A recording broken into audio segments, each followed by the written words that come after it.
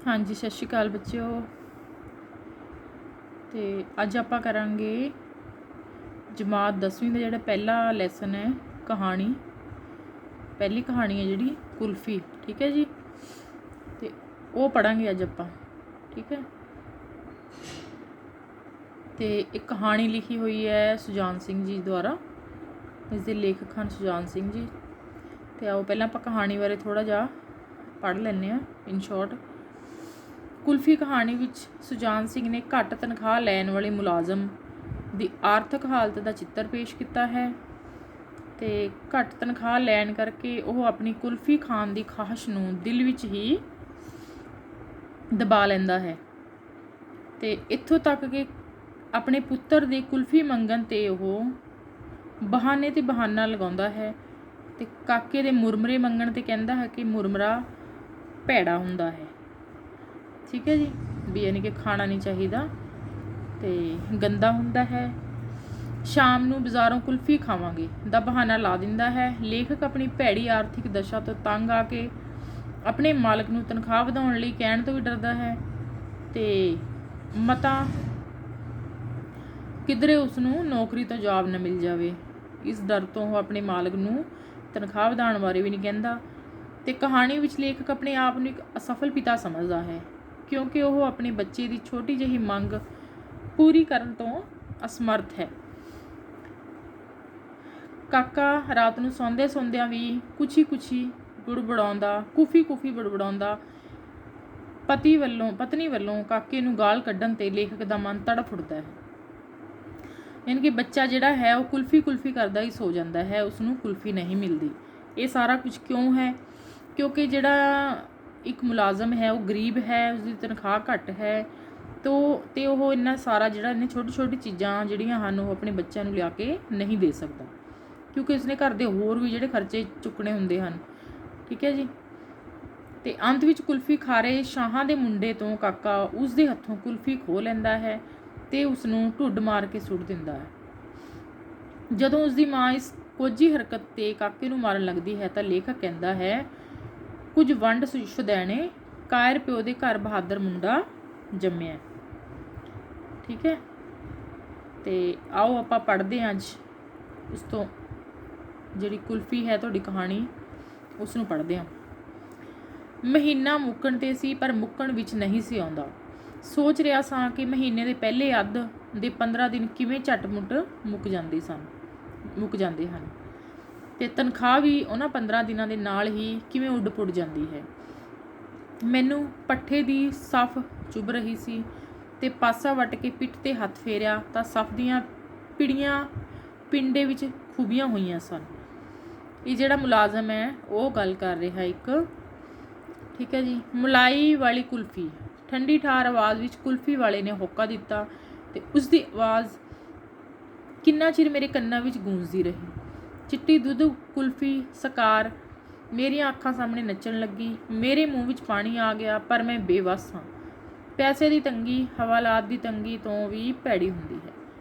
की कहंदा है लेखक कि जिहड़ी पैसे की जिहड़ी तंगी हुंदी है उस विच जिहड़ा अपने हालात सानूं कड्ढने बहुत औखे हुंदे हन। ਜਦੋਂ ਸਾਡੀ ਜ਼ਰੂਰਤਾਂ ਹਨ ਉਹ ਪੂਰੀਆਂ ਨਹੀਂ ਹੁੰਦੀਆਂ, ਛੋਟੀ ਛੋਟੀ ਚੀਜ਼ਾਂ ਸਾਨੂੰ ਦੇਖ ਕੇ ਪਰਖ ਕੇ ਕਰਨੀਆਂ ਪੈਂਦੀਆਂ ਹਨ। ਤੇ ਮੇਰੇ ਦੁਪਹਿਰ ਮਗਰੋਂ ਦੀ ਨੀਂਦ ਹਾਲੀ ਪੂਰੀ ਨਹੀਂ ਸੀ ਹੋਈ ਕਿ ਮੈਨੂੰ ਮੇਰੇ ਛੋਟੇ ਕਾਕੇ ਨੇ ਹਲੂਣ ਕੇ ਜਗਾ ਦਿੱਤਾ। ਮੈਂ ਖਿਜਿਆ ਹੋਇਆ ਸਾਂ, ਪਰ ਕਾਕੇ ਦੀ ਤੋਤਲੀ ਆਵਾਜ਼ ਨੇ ਮੈਨੂੰ ਸ਼ਾਂਤ ਕਰ ਦਿੱਤਾ। ਦਾਜੀ ਕਿੰਨੀਆਂ ਆਜਾਂ ਮਾਰੀਆਂ, ਜਾਗਦੇ ਹੀ ਨਹੀਂ ਤੁਸੀਂ? ਹਾਂ ਹਾਂ, ਤੂੰ ਕੀ ਕਹਿਣਾ ਹੈ? ਉਹ ਬੱਚਾ ਸੀ ਜਿਹੜਾ ਉਹ ਕਹਿੰਦਾ ਹੈ ਵੀ ਮੈਂ ਤੁਹਾਨੂੰ ਕੱਦਾ ਆਵਾਜ਼ਾਂ ਮਾਰ ਰਿਹਾ ਤੇ ਤੁਸੀਂ ਮੇਰੀ ਗੱਲ ਸੁਣ ਨਹੀਂ ਰਹੇ।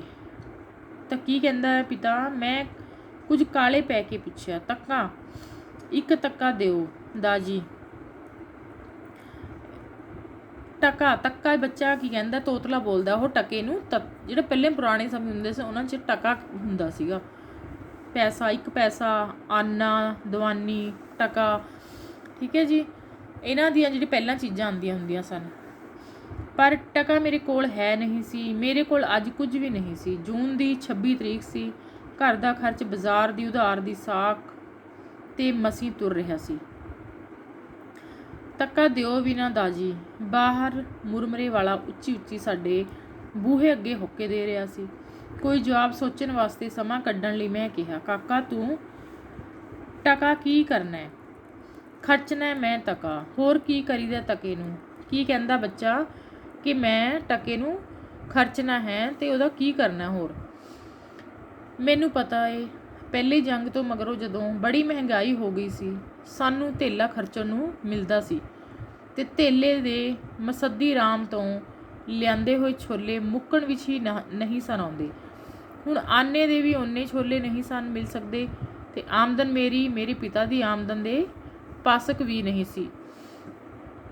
ਹਾਲਾਂਕਿ ਮੇਰੀ ਪੜ੍ਹਾਈ ਮੇਰੇ ਪਿਤਾ ਤੋਂ ਕਈ ਗੁਣਾ ਵੱਧ ਸੀ। ਮੈਂ ਦੁਨੀਆ ਦੀ ਆਰਥਿਕ ਦਸ਼ਾ ਤੇ ਇਸ ਦਸ਼ਾ ਨੂੰ ਬਣਾਉਣ ਤੇ ਕਾਇਮ ਰੱਖਣ ਵਾਲੇ ਧਨ ਕੁਬੇਰਾਂ ਦੇ ਵਿਚਾਰ ਕਰਨ ਲੱਗਾ। ਬਾਹਰੋਂ ਫੇਰ ਮੁਰਮਰੇ ਵਾਲਾ ਛੋਲੇ ਦਾ ਹੋਕਾ ਗੂੰਜਿਆ ਤੇ ਨਾਲ ਹੀ ਕਾਕੇ ਆਖਿਆ, ਟਕਾ ਦੇ ਵੀ ਦਿਓ ਦਾਜੀ। ਯਾਨੀ ਕਿ ਬੱਚਾ ਜਿਹੜਾ ਬਾਰ-ਬਾਰ ਪੈਸੇ ਮੰਗ ਰਿਹਾ ਸੀ ਪਿਓ ਤੋਂ, ਤੇ ਪਿਓ ਸੀ ਵਿਚਾਰਾ ਲਾਚਾਰ ਸੀ ਕਿਉਂਕਿ ਉਸ ਦੇ ਕੋਲ ਦੇਣ ਨੂੰ ਇੱਕ ਧੇਲਾ ਵੀ ਨਹੀਂ ਸੀ। ਤੇ ਇਸ ਤਰ੍ਹਾਂ ਕੀ ਹੈ, ਮੁਰਮਰਾ ਭੈੜਾ ਹੁੰਦਾ ਹੈ, ਮੈਂ ਆਖਿਆ, ਤੇ ਬਾਕੀ ਗੱਲ ਹਾਲੇ ਮੇਰੇ ਮੂੰਹ ਵਿੱਚ ਹੀ ਸੀ। ਕਾਕੇ ਨੇ ਕਿਹਾ, ਮੁਰਮਰਾ ਤੇ ਮਿੱਠਾ ਹੁੰਦਾ ਹੈ ਵੀ, ਯਾਨੀ ਕਿ ਪਿਓ ਜਿਹੜਾ ਹੈ ਬੱਚੇ ਨੂੰ ਲਜਾ ਰਿਹਾ ਸੀ ਕਿ ਇਹ ਮੇਰੇ ਤੋਂ ਪੈਸੇ ਨਾ ਮੰਗੇ। ਇਸ ਦਲੀਲ ਦਾ ਮੇਰੇ ਕੋਲ ਕੋਈ ਉੱਤਰ ਨਹੀਂ ਸੀ। ਮੈਂ ਵੀ ਮਿੱਠੇ ਦਾ ਲੋਭੀ ਹਾਂ, ਪਰ ਫਿਰ ਵੀ ਮੈਂ ਆਪਣੀ ਫੋਕੀ ਹਿਕਮਤ ਜਣਾਉਂਦਿਆਂ ਕਿਹਾ, ਮੁਰਮਰੇ ਨਾਲ ਖੰਘ ਲੱਗ ਜਾਂਦੀ ਏ ਬੱਚੂ, ਤੁਸੀਂ ਟਕਾ ਦੇ ਦਿਓ, ਮੈਨੂੰ ਨਹੀਂ ਲੁਕਦੀ ਖੰਘ। ਮੁੰਡਾ ਮੱਛਰ ਦਾ ਜਾਪਦਾ ਸੀ। ਟਕਾ ਮੇਰੇ ਕੋਲ ਹੈ ਨਹੀਂ ਸੀ। ਮੈਂ ਕਾਕੇ ਨੂੰ ਟਾਲਣ ਲਈ ਉਸਨੂੰ ਪਤਾ ਨਹੀਂ ਕਿਉਂ ਕਹਿ ਦਿੱਤਾ, ਖਬਰੇ ਵੱਡਾ ਲੋਭ ਦੇ ਕੇ ਭੁਲਾਉਣ ਲਈ। ਮੁਰਮਰਾ ਗੰਦਾ ਹੁੰਦਾ ਹੈ, ਅਸੀਂ ਸ਼ਾਮੀ ਬਾਜ਼ਾਰੋਂ ਕੁਲਫੀ ਖਾਵਾਂਗੇ। ਮੁਰਮਰੇ ਛੋਲੇ ਵਾਲਾ ਹੁਣ ਟਲ ਚੁੱਕਾ ਸੀ। ਕਾਕਾ ਜੀ ਮੇਰੀ ਆਸ ਤੋਂ ਉਲਟ ਸ਼ਾਮੀ ਕੁਲਫੀ ਖਾਣੀ ਮੰਨ ਗਿਆ। ਮੈਂ ਸਮਝਿਆ ਬਲਾ ਟਲੀ। ਮੈਂ ਸੋਚਿਆ ਕਿਤੇ ਹੋਰ ਕੋਈ ਛਾਬੜੀ ਵਾਲਾ ਨਾ ਆ ਜਾਵੇ, ਸੋ ਮੈਂ ਕੱਪੜੇ ਪਾ ਕੇ ਕੜਕਦੀ ਧੁੱਪ ਵਿੱਚ ਬਾਹਰ ਨਿਕਲ ਗਿਆ ਤੇ ਸੜਕਾਂ ਤੇ ਸਮਾਂ ਕਤਲ ਕਰਦਾ ਰਿਹਾ। ਕੀਮਤੀ ਸਮਾਂ ਮੈਂ ਇੱਕ ਟਕੇ ਦੀ ਮੰਗ ਤੋਂ ਬਚਣ ਲਈ ਨਾਸ ਕਰਦਾ ਰਿਹਾ। ਬਾਹਰ ਸਮਾਂ ਕਿਉਂ ਬਿਤਾ ਰਿਹਾ ਸੀ? ਕਿਉਂਕਿ ਉਸਨੂੰ ਸੀ ਕਿ ਬੱਚਾ ਮੈਨੂੰ ਦੇਖੇਗਾ ਤਾਂ ਮੇਰੇ ਤੋਂ ਪੈਸੇ ਫੇਰ ਮੰਗੇਗਾ। ਇਸ ਲਈ ਬੱਚੇ ਤੋਂ ਜਿਹੜਾ ਬਚਦਾ ਸੀ ਪਿਓ ਬਾਹਰ ਘੁੰਮ ਰਿਹਾ ਸੀ। ਮੈਂ ਆਪਣੇ ਮਾਲਕ ਨੂੰ ਕਿਉਂ ਨਹੀਂ ਕਹਿੰਦਾ ਕਿ ਮੇਰਾ ਇੰਨੇ ਵਿੱਚ ਗੁਜ਼ਾਰਾ ਨਹੀਂ ਹੁੰਦਾ, ਪਰ ਸੁਣੇਗਾ ਕੌਣ? ਇਕੱਲੇ ਦੀ ਆਵਾਜ਼ ਭਾਵੇਂ ਕਿੱਡੀ ਉੱਚੀ ਹੋਵੇ, ਸੁਣੀ ਨਹੀਂ ਜਾਂਦੀ। ਲੋੜਵੰਦ ਇਕੱਠੇ ਹੋ ਨਹੀਂ ਸਕਦੇ, ਜੇ ਹੋ ਜਾਣ ਤਾਂ ਰਹਿਣ ਨਹੀਂ ਦਿੱਤੇ ਜਾਂਦੇ, ਤਾਂ ਜੋ ਇਕੱਠੀ ਮੰਗ ਨਾ ਕਰਨ। ਮੰਗ ਕੀਤਿਆਂ ਕਈ ਵਾਰੀ ਨੌਕਰੀਆਂ ਜਵਾਬ ਹੋ ਜਾਂਦਾ ਹੈ। ਮੈਂ ਡਰ ਗਿਆ। ਬੇਰੁਜ਼ਗਾਰੀ ਦੇ ਭਿਆਨਕ ਭਵਿੱਖ ਨੂੰ ਮੈਨੂੰ ਕੰਬਾ ਦਿੱਤਾ। ਕਾਇਰਾਂ ਵਾਂਗ ਮੈਂ ਸਦਾ ਤੋਂ ਚੁੱਪ ਰਿਹਾ ਸਾਂ ਤੇ ਹੁਣ ਵੀ ਚੁੱਪ ਰਹਿਣ ਦਾ ਫੈਸਲਾ ਕੀਤਾ। ਸ਼ਾਮੀ ਇਹ ਸਮਝ ਕੇ ਕਿ ਕਾਕਾ ਛੇਤੀ ਸੌਂ ਜਾਂਦਾ ਹੈ, ਮੈਂ ਦੱਬੀ ਪੈਰੀ ਘਰ ਪਹੁੰਚਿਆ। ਆਵਾਜ਼ ਨਾ ਮਾਰੀ, ਕੇਵਲ ਕੁੰਡਾ ਹੀ ਖੜਕਾਇਆ। ਉੱਤੋਂ ਹੀ ਆਵਾਜ਼ ਆਈ, ਦਾਜੀ ਆਏ ਜੇ। ਤੇ ਥੋੜੇ ਚਿਰ ਮਗਰੋਂ ਕਾਕੇ ਨੇ ਆਣ ਬੂਹਾ ਖੋਲ੍ਹਿਆ। ਦਾਜੀ ਕੁਲਫੀ ਖਾਣ ਜਾਣਾ ਜੀ? ਉਸਨੇ ਆਸ ਭਰਪੂਰ ਲਹਿਜੇ ਵਿੱਚ ਪੁੱਛਿਆ। ਉੱਤੇ ਚੱਲ ਉੱਤੇ, ਮੈਂ ਕਿਹਾ। ਕਾਕਾ ਨਿੰਮੋ ਝੋਣਾ ਜਿਹਾ ਹੋ ਕੇ ਅੱਗੇ ਲੱਗ ਤੁਰਿਆ ਤੇ ਮੰਜੇ ਤੇ ਬੈਠ ਕੇ ਕਾਕੇ ਨੂੰ ਗੋਦ ਵਿੱਚ ਲੈ ਕੇ ਮੈਂ ਪਿਆਰ ਨਾਲ ਕਿਹਾ, ਹੁਣ ਰਾਤ ਪੈ ਗਈ ਏ, ਕੁਲਫੀ ਕੱਲ ਖਾਵਾਂਗੇ। ਮਾਮੂਲ ਤੋਂ ਉਲਟ ਕਾਕਾ ਚੁੱਪ ਕਰ ਰਿਹਾ ਤੇ ਕਿੰਨਾ ਚਿਰ ਅਸਮਾਨ ਵੱਲ ਤੱਕ ਕੇ ਕੁਝ ਸੋਚਦਾ ਰਿਹਾ। ਫਿਰ ਆਖਣ ਲੱਗਾ, ਦਾਜੀ ਤਾਰੇ ਪਈਏ ਹੁੰਦੇ ਨੇ ਨਾ, ਵੱਡਾ ਭਾ ਆਖਦਾ ਸੀ ਤਾਰੇ ਪਈਏ ਹੁੰਦੇ ਨੇ, ਯਾਨੀ ਕਿ ਜਿਹੜੇ ਤਾਰੇ ਆ ਉਹ ਪੈਸੇ ਹੁੰਦੇ ਹਨ ਜੀ। ਸਾਰੇ ਪਈਏ ਸਾਡੇ ਕੋਠੇ ਤੇ ਕਿਉਂ ਨਹੀਂ ਵਰ ਪੈਂਦੇ ਵੀ? ਜਿਹੜੇ ਸਾਰੇ ਇਹ ਜਿਹੜੇ ਤਾਰੇ ਹਨ ਇਹ ਪੈਸੇ ਹੁੰਦੇ ਹਨ, ਸਾਡੇ ਕੋਠੇ ਉੱਪਰ ਕਿਉਂ ਨਹੀਂ ਡਿੱਗ ਪੈਂਦੇ? ਉਹ ਕਿ ਬੱਚਾ ਹੈ, ਉਹ ਬੱਚਿਆਂ ਵਾਲੀਆਂ ਗੱਲਾਂ ਕਰਦਾ ਹੈ, ਆਪਣੇ ਪਿਓ ਨੂੰ ਸਮਝਾਉਂਦਾ ਹੈ ਤੇ ਉਹ ਪੁੱਛਦਾ ਹੈ। ਤੇ ਮੈਂ ਆਖ ਕੇ ਤਾਰੇ ਰੁਪਈਏ ਨਹੀਂ ਹੁੰਦੇ। ਮਾਨੋ ਉਸਦਾ ਸੁਰਗ ਢਾਹ ਛੱਡਿਆ ਤੇ ਉਹ ਮੰਜੇ ਤੇ ਲੇਟ ਗਿਆ ਤੇ ਅਸਮਾਨ ਵੱਲ ਵੇਖਦਾ ਆਖਰ ਸੌਂ ਹੀ ਗਿਆ। ਦੂਸਰੇ ਦਿਨ ਕੰਮ ਤੇ ਮੈਂ ਆਪਣੇ ਸਾਥੀਆਂ ਤੋਂ ਕੁਝ ਮੰਗਣ ਦੀ ਕੋਸ਼ਿਸ਼ ਕਰਦਾ ਰਿਹਾ, ਪਰ ਹਿਆ ਨਹੀਂ ਸੀ ਪੈਂਦਾ। ਮੰਗਣਾ ਬਹੁਤ ਹੀ ਔਖਾ ਕੰਮ ਹੈ, ਮੌਤ ਜਿੰਨਾ ਦੁੱਖ ਹੁੰਦਾ ਹੈ ਮੰਗਣ ਵਿੱਚ। ਆਖਰ ਇੱਕ ਸਾਥੀ ਕੋਲੋਂ 3 ਰੁਪਏ ਲੈ ਹੀ ਲਏ। ਜਦ ਘਰ ਆਇਆ ਤਾਂ ਕਾਕਾ ਦੁਪਹਿਰ ਦੀ ਨੀਂਦ ਲੈ ਰਿਹਾ ਸੀ। ਰੋਟੀ ਖਵਾਉਂਦਿਆਂ ਸ਼੍ਰੀਮਤੀ ਜੀ ਨੇ 3 ਰੁਪਏ ਮੁੱਛ ਲਏ। ਅੱਧ ਮਣ ਲੱਕੜੀਆਂ, ਸ਼ਾਮ ਦੀ ਸਬਜ਼ੀ, ਲੂਣ, ਤੇਲ ਆਦਿ ਵਿੱਚ ਕਾਕੇ ਦੇ ਜਾਗਣ ਤੋਂ ਪਹਿਲਾਂ ਉਹ 3 ਰੁਪਏ ਮੁੱਕ ਗਏ। ਮੈਂ ਕਿਹਾ ਵੀ ਕਿ ਕਾਕੇ ਨੂੰ ਕੁਲਫੀ ਖਵਾਉਣੀ ਹੈ, ਪਰ ਉਹਨਾਂ ਕਹਿ ਛੱਡਿਆ, ਬੜਾ ਉਹਨੂੰ ਯਾਦ ਰਹਿਣਾ, ਮੈਂ ਟਕਾ ਦੇ ਛੱਡਾਂਗੀ ਮੁਰਮਰੇ ਲਈ। ਕਾਕੇ ਜਾਗਦਿਆਂ ਹੀ ਕੁਲਫੀ ਮੰਗੀ, ਚੀਕ ਚਿਹਾੜਾ ਪੈ ਗਿਆ। ਕੱਲ੍ਹ ਵਾਲਾ ਮੁਰਮਰਾ ਤੇ ਟਕਾ ਮਨਜ਼ੂਰ ਨਹੀਂ ਸਨ। ਆਖਰ ਸ਼ਾਮ ਨੂੰ ਕੁਲਫੀ ਖਵਾਉਣ ਦਾ ਵਾਅਦਾ ਕਰਕੇ ਛੁਟਕਾਰਾ ਪਾਇਆ ਤੇ ਕਾਕੇ ਨੇ ਟਕਾ ਮੇਰੇ ਕੋਲ ਜਮ੍ਹਾਂ ਕਰਵਾ ਦਿੱਤਾ। ਸ਼ਾਮ ਤੋਂ ਪਹਿਲਾਂ ਹੀ ਮੈਂ ਖੇਡਣ ਦਾ ਬਹਾਨਾ ਕਰਕੇ ਨਿਕਲ ਗਿਆ ਤੇ ਫਿਰ ਢੇਰ ਰਾਤ ਗੁਜ਼ਰੀ ਮੁੜਿਆ। ਕਾਕੇ ਨੂੰ ਸੁੱਤਾ ਦੇਖ ਕੇ ਸਾਹ ਵੀ ਸਾਹ ਆਇਆ। ਰੋਟੀ ਖਵਾਉਂਦਿਆਂ ਸ਼੍ਰੀਮਤੀ ਜੀ ਨੇ ਦੱਸਿਆ ਕਿ ਕਾਕਾ ਬੜਾ ਚਿਰ ਮੈਨੂੰ ਉਡੀਕਦਾ ਰਿਹਾ ਤੇ ਮੈਂ ਕਾਕੇ ਦੇ ਨਾਲ ਲੰਮਾ ਪਿਆ, ਬੜਾ ਬੇਚੈਨ ਰਿਹਾ। ਨੀਂਦ ਆਉਂਦੀ ਨਹੀਂ ਸੀ, ਪਰ ਆਖਰ ਪਤਾ ਨਹੀਂ ਕਦੋਂ ਆ ਗਈ। ਨੀਂਦ ਤੇ ਆਖਦੇ ਨੇ ਸੂਲਾਂ ਤੇ ਵੀ ਆ ਜਾਂਦੀ ਹੈ। ਅੱਧੀ ਰਾਤ ਤੋਂ ਮਗਰੋਂ ਦਾ ਵੇਲਾ ਸੀ। ਕਾਕਾ ਕੁਝ ਸੁੱਤਾ ਬੇਚੈਨ ਜਾਪਦਾ ਸੀ। ਉਸ ਦੇ 3 ਵਾਰੀ ਢਿੱਡ ਵਿੱਚ ਲੱਤਾਂ ਮਾਰੀਆਂ। ਹੁਣ ਉਸ ਬਾਹ ਉਲਟਾ ਕੇ ਮੇਰੇ ਮੂੰਹ ਤੇ ਮਾਰੀ। ਜਾਗਿਆ ਤਾਂ ਮੈਂ ਅੱਗੇ ਹੀ ਹੋਇਆ ਸਾਂ। ਉਹ ਚਤੰਨ ਹੋ ਗਿਆ। ਕਾਕਾ ਕੁਝ ਬੁੜਬੁੜਾਇਆ। ਮੈਨੂੰ ਕੁਝ ਪਤਾ ਨਾ ਲੱਗਾ। ਫਿਰ ਉਹ ਉੱਚੀ ਬੁੜਬੁੜਾਇਆ, ਕੁਫੀ ਕੁਫੀ ਜੀ ਕੁਫੀ। ਮੈਂ ਬਹਿਬਲ ਹੋ ਉੱਠਿਆ। ਸਰਦਾਰ ਜੀ ਜਾਗਦੇ ਹੋ? ਸ਼੍ਰੀਮਤੀ ਨੇ ਆਖਿਆ, ਤੇ ਇਹ ਜਾਣ ਕੇ ਕਿ ਮੈਂ ਜਾਗਦਾ ਹਾਂ। ਉਸ ਜਾਰੀ ਰੱਖਿਆ, ਖਸਮਾ ਖਾਣਾ ਸੁੱਤਾ ਪਿਆ ਵੀ ਕੁਲਫੀਆਂ ਮੰਗਦਾ ਹੈ। ਮੇਰੇ ਤੇ ਮਾਨੋ ਬਿਜਲੀ ਪੈ ਗਈ ਸੀ। ਮੈਂ ਚੁੱਪ ਰਿਹਾ ਤੇ ਕਾਕਾ ਵੀ ਚੁੱਪ ਹੋ ਗਿਆ। ਸਵੇਰੇ ਜਾ ਕੇ ਕਾਕੇ ਕੁਲਫੀ ਦੀ ਮੰਗ ਕੋਈ ਨਾ ਕੀਤੀ। ਮੇਰੇ ਕੰਮ ਤੋਂ ਮੁੜ ਕੇ ਆਉਂਦਿਆਂ ਹੀ ਉਸ ਮੈਥੋਂ ਕੁਝ ਨਾ ਮੰਗਿਆ। ਰੋਟੀ ਖਾ ਕੇ ਮੈਂ ਦੁਪਹਿਰ ਦੀ ਨੀਂਦ ਲੈਣ ਲਈ ਲੇਟ ਗਿਆ। ਉਸ ਚੁਭਣ ਵਾਲੀ ਸੱਫ ਉੱਤੇ ਅਤੇ ਹੁਦਾਰ ਨਾ ਲੈਣ ਸਕਣ ਦੀ ਅਸਫਲਤਾ ਤੇ ਝੁਰਦਾ ਰਿਹਾ। ਫਿਰ ਮੈਨੂੰ ਨੀਂਦ ਆ ਗਈ। ਮੇਰੀ ਨੀਂਦ ਹਾਲੇ ਅਧਵਾਟੇ ਹੀ ਸੀ ਕਿ ਗਲੀ ਵਿੱਚ ਕਿਸੇ ਕੁਲਫੀ ਵਾਲੇ ਹੁੱਕਾ ਦਿੱਤਾ। ਠੰਡੀ ਠਾਰ ਕੁਲਫੀ, ਮਜ਼ੇਦਾਰ ਕੁਲਫੀ। ਮੈਂ ਜਾਗ ਪਿਆ। ਕਾਕਾ ਮੇਰੇ ਲਾਗੇ ਰਬੜ ਦੀ ਪਾਣੀ ਬੱਤਕ ਨਾਲ ਖੇਡ ਰਿਹਾ ਸੀ। ਦੂਸਰੀ ਆਵਾਜ਼ ਤੇ ਉਸਨੇ ਕੰਨ ਖੜੇ ਹੋ ਗਏ ਤੇ ਬੱਤਕ ਨੂੰ ਸੁੱਟ ਉਹ ਖੜਾ ਹੋਇਆ ਤੇ ਬੂਹੇ ਲਾਗੇ ਜਾ ਕੇ ਖੜਾ ਹੋ ਕੇ ਬਾਹਰ ਦੇਖਣ ਲੱਗ ਪਿਆ। ਮੈਂ ਸੋਚਿਆ ਹੁਣ ਮੈਨੂੰ ਜਗਾਉਣ ਆਏਗਾ, ਪਰ ਉਹ ਉੱਥੇ ਹੀ ਖੜੋਤਾ ਰਿਹਾ। ਫਿਰ ਉਹ ਬਾਹਰ ਤੁਰ ਗਿਆ। ਮੈਂ ਛੇਪਲੀ ਉੱਠ ਕੇ ਬੂਹੇ ਓਲੇ ਆ ਖੜੋਤਾ। ਕੁਲਫੀ ਵਾਲਾ ਸਾਹਮਣੇ ਸ਼ਾਹ ਜੀ ਦੇ ਲੜਕੇ ਨੂੰ ਕੁਲਫੀ ਕੱਢ ਕੇ ਦੇਣ ਦੇ ਆਹਰ ਵਿੱਚ ਹੀ ਸੀ।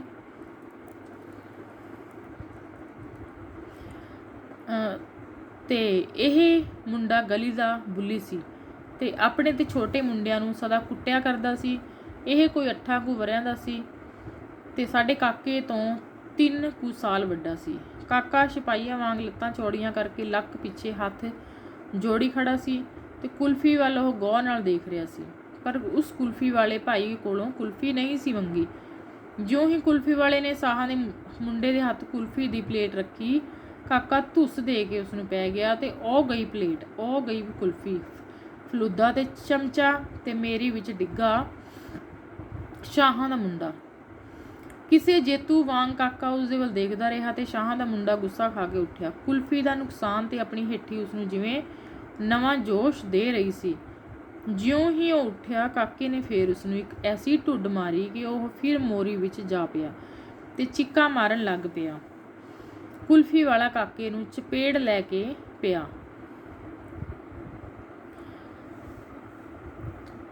ਮੈਂ ਨੱਸ ਕੇ ਕਾਕੇ ਨੂੰ ਚੁੱਕ ਲਿਆ। ਕੁਲਫੀ ਵਾਲੇ ਨੇ ਸ਼ਾਹਾਂ ਦੇ ਮੁੰਡੇ ਨੂੰ ਉਠਾ ਲਿਆ। ਸ਼ਾਣੀ ਜੇ ਕਿਸੇ ਦਾ ਕੋਈ ਉਲਾਂਭਾ ਨਹੀਂ ਸੁਣਦੀ ਤੇ ਅੱਜ ਸਾਡੇ ਉਲਾਂਭਾ ਦੇਣ ਆਈ। ਕਾਕੇ ਦਾ ਸਰੀਰ ਭਖ ਰਿਹਾ ਸੀ। ਸ਼੍ਰੀਮਤੀ ਨੇ ਕਿਹਾ, ਖਸਮਾ ਖਾਣਿਆ, ਤੂੰ ਲੱਗਾ ਹੁਣ ਉਲਾਂਭੇ ਲਿਆਉਣ। ਸ਼੍ਰੀਮਤੀ ਤੇ ਮਾਰਨ ਲਈ ਚਪੇੜ ਉਘਾਰੀ। ਮੈਂ ਕਿਹਾ, ਕੁਝ ਵੰਡ ਸੁਦੈਣੇ, ਕਾਇਰ ਪਿਓ ਦੇ ਘਰ ਬਹਾਦਰ ਮੁੰਡਾ ਜੰਮਿਆ। ਠੀਕ ਹੈ ਜੀ। ਤੇ ਇਹ ਸੀ ਆਪਣੀ ਕਹਾਣੀ ਕੁਲਫੀ। ਤੇ ਕੀ ਦੱਸਿਆ ਇਹਦੇ ਵਿੱਚ? ਇੱਕ ਜਿਹੜਾ ਗਰੀਬ ਵਿਅਕਤੀ ਹੈ ਵੀ ਉਸ ਨੂੰ ਆਪਣਾ ਘਰ ਪਰਿਵਾਰ ਚਲਾਉਣ ਲਈ ਕਿੰਨਾ ਔਖਾ ਹੋਣਾ ਪੈਂਦਾ ਹੈ। ਆਪਣੀ ਬੱਚਿਆਂ ਦੀ ਜਿਹੜੀਆਂ ਮੰਗਾਂ ਉਹ ਪੂਰੀ ਕਰਨ ਲਈ ਉਸਨੂੰ ਕਿੰਨਾ ਚੀਜ਼ਾਂ ਦੀ ਕੁਰਬਾਨੀ ਦੇਣੀ ਪੈਂਦੀ ਹੈ ਤੇ ਉਸ ਨੂੰ ਆਪਣੇ ਆਪ ਨੂੰ ਕਿੰਨਾ ਸਹਿਨਸ਼ੀਲ ਬਣਾਉਣਾ ਪੈਂਦਾ ਹੈ, ਲੋਕਾਂ ਪਿੱਛੇ ਕਿੰਨਾ ਝੁਕਣਾ ਪੈਂਦਾ ਹੈ। ਇਹ ਚੀਜ਼ਾਂ ਸਾਰੀਆਂ ਇਸ ਕਹਾਣੀ ਵਿੱਚ ਦੱਸੀਆਂ ਗਈਆਂ ਹਨ। ठीक है जी। तो ये सी अपनी कहानी कुल्फी। इसनूं पढ़ो, ध्यान नाल सुनो ते समझो। जे समझ आई होवे तो इसनूं लाइक ते शेयर जरूर करो, तो इस चैनल नूं सबसक्राइब जरूर करो। थैंक यू, धन्यवाद।